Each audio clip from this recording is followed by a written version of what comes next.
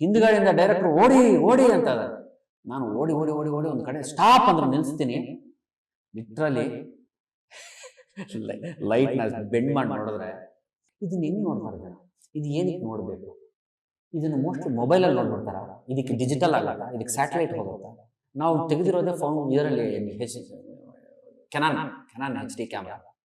100 poster ಹಾಕೋದಕ್ಕೆ ದುಡ್ಡಿರಲ್ಲ, not ಇವನ್ನೇ 100 posters. Budget ಇಲ್ಲ, 10 ಜನ ಬರಲಿಲ್ಲ. ಒಂಥರ ಟೆನ್ಷನ್ ಶುರುವಾಯಿತು. ಅನ್ಕೊಂಡಂಗೆ ಆಗೋಯ್ತಲ್ಲಪ್ಪ, ಯಾರೂ ಇಲ್ಲವಲ್ಲ 10 ಜನ. ಸಿನಿಮಾ ಚೆನ್ನಾಗಿದ್ರೆ, ಸಿನಿಮಾ ವಿಶೇಷವಾಗಿದ್ರೆ, ಸಿನಿಮಾದಲ್ಲಿರೋ ಕಂಟೆಂಟು ನಾವು ಇದನ್ನು ವೈರಲ್ ಮಾಡ್ಬೋದು ಅಂತ ಹೊರಗಡೆ ಬಂದಂತ ಏನಾದರೂ ಮಾಡೋಂಥ ಕಂಟೆಂಟ್ ಇದ್ರೆ ಡೆಫಿನೆಟ್ ಆಗಿ ಸಿನಿಮಾ ಸಕ್ಸಸ್ ಆಗುತ್ತೆ. ನೋಡಿ, ಗೊತ್ತಿಲ್ಲದೆ ಮಾಡ್ತಕ್ಕಂಥ ಕೆಲವು ಕೆಲಸಗಳು ನಾವು ಜೆನ್ಯೂನ್ ಆಗಿ ಪ್ರಯತ್ನ ಮಾಡಿದ್ರೆ ಯಾವುದೇ ರೀತಿಯ ಅಡ್ಡಿ ಆಟಂಕಗಳಿರಲ್ಲ ಅನ್ನೋದಕ್ಕೆ. ಅಂದರೆ ಒಂದು ಸೇಯಿಂಗ್ ಅಲ್ಲ, ಅಥವಾ ಒಂದು ವರ್ಡೇ ಇದೆಯಲ್ಲ, ಸೆಂಟೆನ್ಸ್, ನಾವು ಒಳ್ಳೇದನ್ನ ಯೋಚನೆ ಮಾಡಿದ್ರೆ ಇಡೀ ಪ್ರಪಂಚನೇ ನಮಗೆ ಸಪೋರ್ಟ್ ಮಾಡುತ್ತೆ. ಜಸ್ಟ್ ಇಷ್ಟೇ. 6-5 ಮಾಡ್ಬೇಕಾದ್ರೆ ಮುಹೂರ್ತ ಮಾಡಿಸ್ತಾರೆ ಡೈರೆಕ್ಟರು. ಎಲ್ಲ ಗ್ಯಾಂಗ್ಗೆ ಹೋಗ್ತೀವಿ, ಒಂದು 5D ಕ್ಯಾಮ್ರಾ ಇಟ್ಕೊಂಡು. ಡೈರೆಕ್ಟರ್ ಹೇಳ್ತಾರೆ ನನಗೆ, ವಿಜಯ್ ಸರ್, ಇಲ್ಲಿರೋರ ಪೈಕಿ ಹಿರಿಯರು ನೀವು ಗ್ಯಾಂಗಲ್ಲಿ, ಪೂಜೆ ಮಾಡಿಬಿಡಿ ಅಂತಾರೆ. ಎಲ್ಲ ಏನು ಹಿರಿಯ ಅಂದ್ಬಿಟ್ಟು ಪೂಜೆ ಮಾಡಿಸ್ತವ್ರಲ್ಲಪ್ಪ ನನ್ನ ಕೈಯಲ್ಲಿ ಅಂದ್ಬಿಟ್ಟು ಆಯ್ತು. ಅಲ್ಲೊಂದು ಚಿಕ್ಕ ನಾಗರಕಟ್ಟೆ ಇರುತ್ತೆ, ಅರಳಿ ಮರದ ಕೆಳಗಡೆ ನಾಗರಕಟ್ಟೆ, ಒಂದು ತೆಂಗಿನಕಾಯಿ ಕರ್ಪೂರ ಕೊಟ್ಟರು, ಆಯಿತು. ಹೊಡೆದ್ಬಿಟ್ಟು ನಾವು ಹೇಳ್ತೀವಿ, ಸರ್ ನಮ್ಮ ಸಿನಿಮಾ ಎಷ್ಟು ಗಂಟೆಗೆ ಪೂಜೆ ಆಗಿದೆ, ಯಾವತ್ತು ಪೂಜೆ ಆಗಿದೆ ಒಂದು ನೋಟ್ ಮಾಡ್ಕೊಂಡು ರೆಕಾರ್ಡ್ ಮಾಡ್ಬೇಕು ನಾವು. ಈ ಥರ ತಮಾಷೆಯಾಗಿ ಮಾತಾಡ್ತಾನೆ ಇರ್ತಾರೆ. ಆ ಸಿನಿಮಾದಲ್ಲಿ ಹೇಗಿರುತ್ತೋ ಮಾತುಗಳು ಅಲ್ಲಿ ಸ್ಪಾಟಲ್ಲೂ ಹಾಗೆ ಜನರಲ್ ಆಗಿ ಮಾತಾಡ್ತಾ ಇರ್ತಾರೆ ಎಲ್ಲರೂ, ಎಲ್ಲ ಪಂಚ್ಗಳು. ಏನಕ್ಕೆ ಈ ವಿಷಯ ಹೇಳ್ತಾ ಇದ್ದೀನಿ ಅಂತಂದರೆ, ಇವತ್ತು ಆ ಗಳಿಗೆ ಮತ್ತು ಆ ಸಮಯನ ಏನು ಅಂತ ತೆಗೆದು ನೋಡಿದ್ರೆ ಆ್ಯಕ್ಚುಲಿ ಪಿತೃಪಕ್ಷಗಳಂತೆ. ಪಿತೃಪಕ್ಷಗಳಲ್ಲಿ ಸಿನಿಮಾನ ಅಲ್ಲ, ಯಾವುದೇ ನಮಗೆ ಶುಭವಾಗತ್ತೆ ಅಂದ್ಕೊಂಡು ಸ್ಟಾರ್ಟ್ ಮಾಡೋ ಯಾವ ಕಾರ್ಯಗಳನ್ನು ಪಿತೃಪಕ್ಷಗಳಲ್ಲಿ ಮಾಡಲ್ವಂತೆ. ಒಂದು ಬಾಡಿಗೆ ಮನೆ ಹುಡುಕ್ಬೇಕಾದ್ರು, ಸ್ವಂತ ಮನೆ ಹೋಗಲಿ, ಅಥವಾ ಒಂದು ಚಿಕ್ಕ ಕೆಲಸ ಮಾಡಬೇಕಾದ್ರೂ ನಾವು ಮಾಡಲ್ಲ. ಅಂಥದ್ದು ಒಂದು ರಾಹುಕಾಲದಲ್ಲಿ ಪಿತೃಪಕ್ಷದಲ್ಲಿ ನಾನು ಪೂಜೆ ಮಾಡಿದ್ದೀನಿ, ನಮಗೂ ಗೊತ್ತಿಲ್ಲ, ಮಾಡಿದ್ವಿ. ಯಾವುದೇ ರೀತಿಯ ಆಟಂಕಗಳಿಲ್ಲ, ಅದ್ಭುತವಾಗಿ ನಡ್ಕೊಂಡು ಹೋಗ್ತಾ ಇದೆ ಸಿನಿಮಾ. ಎಲ್ಲೆಲ್ಲಿ ಮಾಡಿದ್ದೀವಿ ಅಂದರೆ, ತಡಿಯಾಂಡಿ ಮೋಲ್ ಅಂತ ಒಂದು ಕಾಡು, ವಿಪರೀತವಾದ ದಟ್ಟವಾದ ಕಾಡದು, ಭಯ ಆಗುತ್ತೆ. ನಾವು ತೊಗೊಂಡು ಹೋಗಿರೋದು ಸಿಂಗಲ್ ಲೈಟ್ಸು, ಒಂದೊಂದು ಕ್ಯಾಪ್ಗೆ ಒಂದೊಂದು ಲೈಟ್ ಅಷ್ಟೇ. ಅಂದರೆ ಸಿನಿಮಾದಲ್ಲಿ ಅಷ್ಟೇ ಲೈಟಲ್ಲೇ ವಿಜುವಲ್ಸ್ ಎಕ್ಸ್ಪೋಸ್ ಆಗಬೇಕು. ಈ ಥರದ್ದು ಒಂದು ಥ್ರಿಲ್ಲಿಂಗ್ ಇನ್ಸಿಡೆಂಟ್ಸು. ಒಂದ್ಸಲಿ ಅಂತೂ, ಸರ್ ನೀವು ಮುಂದೆ ಓಡೋಗ್ತಾ ಇರ್ತೀರಾ, ಹಿಂದೆ ಕ್ಯಾಮ್ರಾ ಎತ್ಕೊಂಡು ನಾನು ಓಡ್ ಬರ್ತೀನಿ ಅಂತ ಹೇಳ್ತಾರೆ ಡೈರೆಕ್ಟರ್. ಕ್ಯಾಮ್ರಾಮೇನ್ ಎತ್ಕೊಂಡು ಓಡ್ ಬರ್ತಾರೆ ಕ್ಯಾಮ್ರಾನ. ನಾನು ಸ್ಟಾಪ್ ಅಂತೀನಿ, ನೀವು ಅಲ್ಲಿ ನಿಲ್ಲಬೇಕು ಅಂತಾರೆ. ಅವ್ರು ಕೊಟ್ಟಿರೋ ಲೈಟ್ಗೆ ಒಂದು 5 ಹೆಜ್ಜೆಯಷ್ಟು ಲೈಟ್ ಕಾಣಿಸ್ತಾ ಇರುತ್ತೆ, ಅದಾದ್ಮೇಲೆ ಏನೂ ಕಾಣಲ್ಲ. ನಾನು ವೈಟ್ ಶರ್ಟ್ ಹಾಕ್ಕೊಂಡಿರ್ತೀನಿ, ನೀವು ಸಿನಿಮಾದಲ್ಲಿ ನೋಡ್ಬೋದು. ಓಡಿ ಅಂದರು. ಕ್ಯಾಮ್ರಾಮೆನ್ನು ಮಾನಿಟರ್ ಮಾಡಿಸ್ತಾರೆ, ಹಿಂಗೊಬ್ರು ಓಡೋಗ್ತಾರೆ, ಹೀಗೆ ಓಡೋಗ್ತಾರೆ, ಹಿಂಗೆ ಓಡೋದ್ರೆ ಕ್ಯಾಮ್ರಾಮೆನ್ನು ಯಾರನ್ನ ಒಂದು 2-3 ಹಿಂಗೆ ಫಾಲೋ ಅಪ್ ಮಾಡ್ತಾರೆ. ಅವ್ರಿಗೇನಾಗೋಯ್ತು ಅಂದರೆ, ಟೇಕಲ್ಲಿ ನಂದು ಬಿಳಿ ಶರ್ಟ್ ಅಲ್ವಾ, ಬೇರೆ ಯಾರೂ ಸಿಕ್ಕಲಿಲ್ಲ.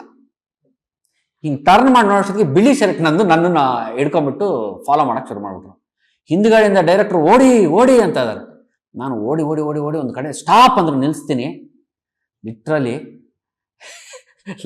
ಲೈಟ್ನ ಬೆಂಡ್ ಮಾಡಿ ನೋಡಿದ್ರೆ ಒಂದು ಇಷ್ಟಿಷ್ಟು ಮುಳ್ಳು, ಇಷ್ಟಿಷ್ಟು ಉದ್ದ ಸರಗಳಿಂಗೆ ಕಾಡಲ್ಲಿ. ನಾನು ಒಂದು ಹೆಜ್ಜೆ ಮುಂದೆ ಹೋಗಿದ್ದಿದ್ರೆ ನನ್ನ ಮಕ ಎಲ್ಲ ಸ್ಕ್ರಾಪ್ ಆಗ್ಬಿಡೋದು. ನನಗೆ ನಿಜವಲ್ಲೂ ಅದನ್ನು ನೆನೆಸ್ಕೊಂಡ್ರೆ ಭಯ ಆಗತ್ತೆ, ಏನಿವೆಲ್ಲ. ಆಮೇಲೆ ಒಂದು ಮರದ ಕೆಳಗಡೆ, ಆ ಸಿನಿಮಾದಲ್ಲಿ ನೀವು ನೋಡಿದ್ರೆ ಗೊತ್ತಾಗತ್ತೆ, ನಾನು ಯೂರಿನ್ ಪಾಸ್ ಮಾಡ್ತಾ ಇರ್ತೀನಿ. ಡೈರೆಕ್ಟ್ರು, ಸರ್ ಇಲ್ಲಿದೆ ಫ್ರೇಮು, ನೀವು ಆ ಮರದ ಹತ್ರಕ್ಕೆ ಹೋಗಿ, ಇವ್ರು ಮಾತಾಡ್ತಾ ಇರ್ತಾರೆ 4-5 ಜನ, ನಿಮ್ಮ ಪಾಡಿಗೆ ನೀವು ಹೋಗಿ ಆ ಮರದ ಕೆಳಗಡೆ ಯೂರಿನ್ ಪಾಸ್ ಮಾಡಬೇಕು ಅವರು. ಸರ್ ಯೂರಿನ್ ಪಾಸ್ ಮಾಡೋಣ ಅಂತ ಹೋಗ್ತೀನಿ, ಕರೆಕ್ಟಾಗಿ ಮಾರ್ಕ್ ಹತ್ರ ಹೋಗಿ ನಿಂತ್ಕೊತೀನಿ. ಏನಕ್ಕೂ ಹಿಂಗೆ ನೋಡ್ತೀನಿ, ಮೇಲೆ ಹೆಬ್ಬಾವು ಇಷ್ಟುದ್ದ ಕೆಳಕ್ಕೆ ಬಂದಿದೆ, ಮೇಲ್ಗಡೆ ಸುತ್ಕೊಂಡಿದೆ, ಇಷ್ಟುದ್ದ ಕೆಳಗಡೆ ಬಂದಿದೆ, ನೋಡ್ತಾ ಇದೆ ಬೆಳಕಿಗೆ ನಮ್ಮನ್ನ. ಮೀಟ್ರ್ ಆಫೀಸರ್ ನನಗೆ. ಓಡ್ ಬಂದ್ಬಿಟ್ಟೆ ನಾನು. ಅವರು ಸರ್ ಓಡ್ ಬರಂಗಿಲ್ಲ ಸರ್, ನೀವು ಅಲ್ಲೇ ಇರಬೇಕು ಅಂತ. ಅಯ್ಯೋ ನೋಡ್ರೋ ಅಲ್ಲಿ, ಎಲ್ಲರೂ ಎದ್ದು ಬಿದ್ದು ದೌಡು ಸರ್ ಅಲ್ಲಿಂದ. ಇಷ್ಟು ದಪ್ಪ ಹಾವು. ಅಂದರೆ ದಟ್ಟವಾದ ಕಾಡು, ತುಂಬ ಡೀಪ್ ಒಳಗಡೆ ಹೋಗ್ಬಿಟ್ಟಿದ್ವಿ. ಆಮೇಲೆ ಊಟ ಎಲ್ಲ ತೊಗೊಂಡು ಹೋಗ್ತಾ ಇದ್ವಿ ನಾವೇ, ಅವ್ರವ್ರ ಊಟ ಅವ್ರವರು ಎಲ್ಲ ಬ್ಯಾಗಲ್ಲಿ ಹಾಕ್ಕೊಂಡು ತೊಗೊಂಡೋಗಿ. It's a beautiful experiences. ಆವತ್ತಿಗೆ ಭಯ ಆಗ್ತಿತ್ತು, ಇವತ್ತು ನೋಡಿದ್ರೆ ಖುಷಿ ಆಗುತ್ತೆ. ಆಮೇಲೆ ಆ ಸಿನಿಮಾದಲ್ಲಿ ಇವರು 50 ಡೇಸ್ ನೀವೆಲ್ಲೂ ಹೊರಗಡೆ ಕಾಣಿಸ್ಕೊಳ್ಳದೆ ಇದ್ದರೆ ಒಳ್ಳೇದು ಸಿನಿಮಾಗೆ, ಸ್ವಲ್ಪ ಇದೆಲ್ಲ ಫೌಂಡ್ ಫುಟೇಜು, ರಿಯಲ್ ಫುಟೇಜು ಅಂತೆಲ್ಲ ಪೋರ್ಟ್ರೇಟ್ ಮಾಡಿದ್ದೀವಿ ಅಂತ ನಮಗೆ ಪ್ರೊಡಕ್ಷನ್ ಕಡೆಯಿಂದ ಇನ್ಸ್ಟ್ರಕ್ಷನ್ಸ್ ಬರೋದು. ಆದರೂ ನಾನು ಕೇಳ್ತಿರ್ಲಿಲ್ಲ. ನನ್ನ ಸಿನಿಮಾ ನಾನು ಆ ಶಿಳ್ಳೆ ಹೊಡೆಯೋದು ಜನ ನೋಡಬೇಕಲ್ಲ ನಾನು. ಸೊ ಇದಕ್ಕೆ ಕದ್ದು ಮುಚ್ಚಿ ಎಲ್ಲ ಬರ್ತಿದ್ದೆ ನಾನು. ಬಟ್ ಈ ಸಿನಿಮಾದ ಹೊಸದಾಗಿ ಸಿನಿಮಾ ಮಾಡೋರಿಗೆ ನನ್ನದೊಂದು ಉತ್ಸಾಹದ ಮಾತೊಂದು ಹೇಳ್ತೀನಿ ನಾನು. ನೋಡಿ, ಸಿನಿಮಾ ಏನಾಗುತ್ತೆ ನಮಗೆ ಗೊತ್ತಿಲ್ಲ, ಬಟ್ ಪ್ರಯತ್ನ ಜೆನ್ಯೂನ್ ಆಗಿ ಮಾಡಿರ್ತೀವಿ. 6-5 ಸಿನಿಮಾನ ನಾವೇ ಕೂತ್ಕೊಂಡು ಗ್ರೂಪ್ ಡಿಸ್ಕಷನಲ್ಲಿ ಇದನ್ನ ಹೆಂಗೆ ನೋಡ್ತಾರೆ ಜನ, ಇದು ಏನಕ್ಕೆ ನೋಡಬೇಕು, ಇದನ್ನು ಮೋಸ್ಟ್ಲಿ ಮೊಬೈಲಲ್ಲಿ ನೋಡ್ಬಿಡ್ತಾರಾ, ಇದಕ್ಕೆ ಡಿಜಿಟಲ್ ಆಗುತ್ತಾ, ಇದಕ್ಕೆ ಸ್ಯಾಟಲೈಟ್ ಹೋಗುತ್ತಾ? ನಾವು ತೆಗೆದಿರೋದೇ ಇದರಲ್ಲಿ ಕೆನಾನ್ HD ಕ್ಯಾಮ್ರಾ, ಅವಾಗ ಇನ್ನೂ ಡಿಜಿಟಲ್ ಹೊಸದು. ಇದರಲ್ಲಿ ಹೆಂಗೆ ಕಾಣಬಹುದು, ಸ್ಕ್ರೀನಲ್ಲಿ ಹೆಂಗೆ ಕಾಣ್ಬೋದು, ಈ 1000 ಪ್ರಶ್ನೆಗಳು. ಈ ಡೌಟಲ್ಲೇ ಸಿನಿಮಾನ ರಿಲೀಸ್ ಮಾಡ್ತೀವಿ. ಸಿನಿಮಾನ ರಿಲೀಸ್ ಮಾಡಿದಾಗ 100 ಪೋಸ್ಟರ್ ಹಾಕೋದಕ್ಕೆ ದುಡ್ಡಿರಲ್ಲ, ನಾಟ್ ಇವನ್ 100 ಪೋಸ್ಟರ್ಸ್, ಬಜೆಟ್ ಇಲ್ಲ. ಸೊ ಹೆಂಗೋ ಇರೋದ್ರಲ್ಲೇ ಒಂದು 50-60 ಪೋಸ್ಟರ್ಸ್ನ ಎಲ್ಲಿ ಬೇಕೋ ಅಲ್ಲಿ ಮಾತ್ರ, ಬೆಂಗಳೂರಲ್ಲಿ ಮಾತ್ರ ಹಾಕಿ ಸಿಂಗಲ್ ಸ್ಕ್ರೀನ್ಸು ಮತ್ತು ಅವು ಇವು ಎಲ್ಲ ಸೇರಿ ರಿಲೀಸ್ ಆಗುತ್ತೆ. ರಿಲೀಸ್ ಆದರೆ ಅಭಿನಯ್ ಥಿಯೇಟ್ರ್ ಹಾಕಿದ್ದಾರೆ, ನಾವು ಕಾಣಿಸ್ಕೋಬಾರ್ದು, ಆದರೂ ಕುತೂಹಲ ಕಲೆಕ್ಷನ್ ನೋಡೋದಕ್ಕೆ ಈ ಡೈರೆಕ್ಟರ್ ಏನು ಮಾಡಿದ್ರು, ಕರ್ಕೊಂಡೋಗಿ ಆಪೋಸಿಟ್ ಒಂದು ಗೇಟ್ ಇದೆ, ಅಭಿನಯ್ ಆಪೋಸಿಟ್ ಥಿಯೇಟರ್ ಗೇಟ್, ಅಲ್ಲಿ ನಾವು ಬಚ್ಚಿಟ್ಟು ನೋಡ್ತಾ ಇದ್ವಿ. 10 ಜನ ಬರಲಿಲ್ಲ. ಒಂಥರ ಟೆನ್ಷನ್ ಶುರುವಾಯಿತು. ಅನ್ಕೊಂಡಂಗೆ ಆಗೋಯ್ತಲ್ಲಪ್ಪ, ಯಾರೂ ಇಲ್ಲವಲ್ಲ 10 ಜನ ಅಂತ. ಫಸ್ಟ್ ಶೋನಲ್ಲಿ 10-15 ಜನಕ್ಕೇ ಒಂದು ಶೋ ಹಾಕಿದ್ರು. ಬಟ್ ಆ 10-15 ಜನ ನೆಕ್ಸ್ಟ್ ಶೋಗೆ 150 ಜನ. ಸಾಯಂಕಾಲ, ಶುಕ್ರವಾರ ಸಾಯಂಕಾಲ 4:15 ಶೋಗೆ ಆಲ್ಮೋಸ್ಟ್ ನೈಟ್ ಶೋ ಹೌಸ್ಫುಲ್. ನೋಡಿ, ನಾವು ಶುಕ್ರವಾರ ಸಿನಿಮಾ ಮಾಡಿದ್ರೆ ಮೋಸ್ಟ್ಲಿ ಶನಿವಾರ ಏನಾದರೂ ಆಗುತ್ತೆ, ಭಾನುವಾರ ಏನಾದರೂ ಏನಾಗುತ್ತೆ ಅಂತ ಕಾಯ್ತಾ ಕುತೂಹಲದಿಂದ ಕೂತಿರ್ತೀವಲ್ಲ. ಬಟ್ ಈ ಸಿನಿಮಾಗೆ ನಮಗಾದ ಅನುಭವ ಈವ್ನಿಂಗ್ ಶೋನೇ ಪಿಕಪ್ ಆಗೋಯ್ತು. ಸಿನಿಮಾ ಚೆನ್ನಾಗಿದ್ದರೆ, ಸಿನಿಮಾ ವಿಶೇಷವಾಗಿದ್ದರೆ, ಸಿನಿಮಾದಲ್ಲಿರೋ ಕಂಟೆಂಟು ನಾವು ಇದನ್ನು ವೈರಲ್ ಮಾಡ್ಬೋದು ಅಂತ ಹೊರಗಡೆ ಬಂದಂತ ಏನಾದರೂ ಮಾಡೋವಂಥ ಕಂಟೆಂಟ್ ಇದ್ದರೆ ಡೆಫಿನೆಟಾಗಿ ಸಿನಿಮಾ ಸಕ್ಸಸ್ ಆಗುತ್ತೆ. ದಯವಿಟ್ಟು ಚಿಕ್ಕ ಸಿನಿಮಾ, ಹೊಸ ಸಿನಿಮಾ, ದೊಡ್ಡ ಬಜೆಟ್ಟು, ಚಿಕ್ಕ ಬಜೆಟ್ಟು ಇವು ಯಾವೂ ಇರಲ್ಲ. ಸಿನಿಮಾದಲ್ಲಿ ವಿಶೇಷತೆ ಇದೆಯಾ ಅಷ್ಟೇ. ಅದು ಯಾವ ಲ್ಯಾಂಗ್ವೇಜ್ ಆದರೂ ಪರವಾಗಿಲ್ಲ, 100% ಸಕ್ಸಸ್. ವಿಶೇಷತೆ ಇರಬೇಕು, ಅದನ್ನೇ ನಾವು ಯೋಚನೆ ಮಾಡಬೇಕು. ನಾನು 7th ಸ್ಟ್ಯಾಂಡರ್ಡಲ್ಲಿದ್ದಾಗ, 7th ಸ್ಟ್ಯಾಂಡರ್ಡಲ್ಲಿ ಇರ್ಬೇಕಾದ್ರೆ ಪ್ರತಿ ವರ್ಷ ನಾನು ಸ್ಕೂಲಲ್ಲಿ ಡ್ರಾಮಾ ಮಾಡ್ತಾಯಿದ್ದೆ. ಅವಾಗ ಒಳಗಡೆ ಎಲ್ಲೋ ಒಂದು ಕಡೆ ಗೀಳು. 7th ಸ್ಟ್ಯಾಂಡರ್ಡಲ್ಲಿ ಚಿರಂಜೀವಿ ಸಿನಿಮಾಗಳು, ನಮ್ಮ Andhra border, Karnataka but Andhra border ಆಗಿರೋದ್ರಿಂದ ನಮ್ಮ ಬಾಗೇಪಲ್ಲಿಯಲ್ಲಿ ಹೆಚ್ಚಿಗೆ ತೆಲುಗು ಸಿನಿಮಾಗಳು ಥಿಯೇಟರ್ಸ್ ಬರ್ತಾಯಿತ್ತು. ಸೊ ಅದರ ಪರಿಚಯ ಸ್ವಲ್ಪ ಜಾಸ್ತಿ ಇತ್ತು. ಚಿರಂಜೀವಿ ಸಿನಿಮಾಗಳನ್ನ ಕಂಟಿನ್ಯೂಸ್ ನೋಡ್ತಾ ಇದ್ದೆ. ನೋಡಿದಾಗ ಅವ್ರನ್ನ ನೋಡಬೇಕು ಅನ್ನೋ ಆಸೆ ಶುರುವಾಯಿತು. ಸೊ 7th ಸ್ಟ್ಯಾಂಡರ್ಡಲ್ಲಿ ಹೈದ್ರಾಬಾದ್ ಹೈವೇಗೆ ಪಕ್ಕದಲ್ಲೇ ನಮ್ಮ ಊರು. ಸೊ ಯಾವುದೋ ಒಂದು ಲಾರಿ ಹತ್ಕೊಂಡು ಹೈದ್ರಾಬಾದ್ಗೆ ಹೋಗಿ ಫಸ್ಟು ಚಿರಂಜೀವಿ ಅವ್ರನ್ನ ಮೀಟ್ ಮಾಡಬೇಕು, ಇರೋ ಒಂದು ನೋಡಿ ಆ ವಯಸ್ಸು 7th ಸ್ಟ್ಯಾಂಡರ್ಡಲ್ಲಿ ಒಂದು ಆಸೆ. ಸೊ ಮನೇಲಿ ಹೇಳಿದಿರೋ ಹೊರಟುಬಿಟ್ಟೆ ಸರ್. ಮನೆಯಲ್ಲಿ ಬೆಳಗ್ಗೆ ಸ್ಕೂಲ್ಗೆ ಹೋಗ್ತಾ ಇದ್ದೀನಿ ಅಂದ್ಬಿಟ್ಟು ಹೇಳಿ ಫ್ರೆಂಡ್ ಮನೇಲಿ ಬ್ಯಾಗ್ ಇಟ್ಬಿಟ್ಟು ಸ್ಕೂಲ್ ಯೂನಿಫಾರ್ಮಲ್ಲೇ ರೈಟ್ ಒಂದು 2 ಕಿಲೋಮೀಟ್ರು ನಡ್ಕೊಂಡು ಹೈವೇಗೆ ಬಂದೆ. ಹೈವೇಗೆ ಬಂದು 2-3 ಲಾರಿಗೆ ಕೈ ಅಡ್ಡ ಹಾಕಿದೆ, ಸ್ಟಾಪ್ ಮಾಡಲಿಲ್ಲ. ಯಾಕಂದರೆ ಬಸ್ ಹತ್ತಿದ್ರೆ ಬಸ್ ಚಾರ್ಜ್ ಕೊಡ್ಬೇಕು, ಅದಿಲ್ಲ. ಲಾರಿ ಅವ್ನಿಗೆ ಏನೋ ಒಂದು ಹೇಳ್ಕೊಂಡು, ಅದು ಸಿನಿಮ್ಯಾಟಿಕ್ ಸ್ಟೈಲೇ ಆವಾಗ, ಅಣ್ಣ ಹಿಂಗೆ ಹೋಗ್ಬೇಕಣ್ಣ ಅಂತ ಏನಣ್ಣ ಹೇಳ್ಕೊಂಡ್ರೆ ಕರ್ಕೊಂಡು ಹೋಗ್ಬಿಡ್ತಾರೆ ಅಂತ ಮೈಂಡ್ ಸೆಟ್.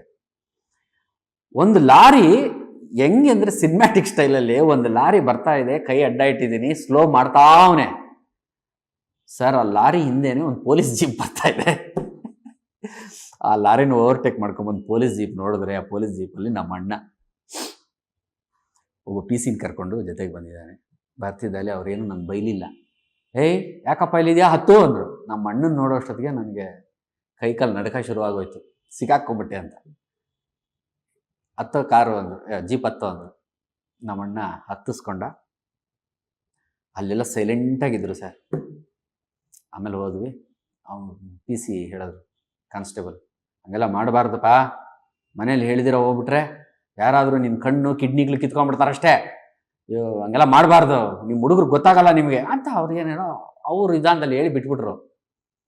ಇದಿಷ್ಟೇ ಅನ್ಕೊಂಡೆ, ಇನ್ಯಾರು ನನ್ನೇನು ಅನ್ನಲ್ಲ, ಸದ್ಯ ಸಿಗಾಕೊಂಡಿದ್ದೀನಿ, ಇರಲಿ ಯಾವಾಗಾದರೂ ಮತ್ತೆ ಪ್ಲ್ಯಾನ್ ಮಾಡೋಣ, ಇದು ಥರ.